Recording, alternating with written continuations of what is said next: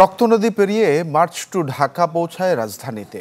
টানা উত্তেজনার সময় শেষে শেখ হাসিনার পলায়নের খবরে জনতার স্রোত নামে প্রধানমন্ত্রীর বাসভবন গণভবনে। গেল ১৬ বছর ধরে যে ভবনের শাসনে স্তব্ধ হয়েছিল কণ্ঠগুলো, আজ সেই কণ্ঠের ধ্বনিতে কম্পিত হয় গোটা প্রাঙ্গণ। একই সাথে গণভবন থেকে স্মারক হিসাবে অনেকেই নিয়ে আসেন নানান আসবাব সামগ্রী।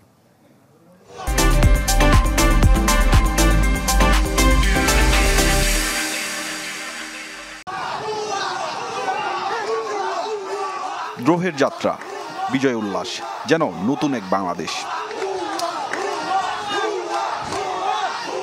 উচ্ছ্বসিত মানুষের স্রোত সব প্রান্ত থেকে যেন আছড়ে পড়ছে গণভবনের দিকে। এই ভবনে টানা ১৬ বছর ধরে বসবাস করেছেন দেশ থেকে পালিয়ে যাওয়া সাবেক প্রধানমন্ত্রী শেখ হাসিনা। মানুষের দীর্ঘদিনের ক্ষোভ আর আক্রোশের উদ্গীরণ হয় সাধারণের অদেখা লাল ইটের এই প্রাঙ্গণে।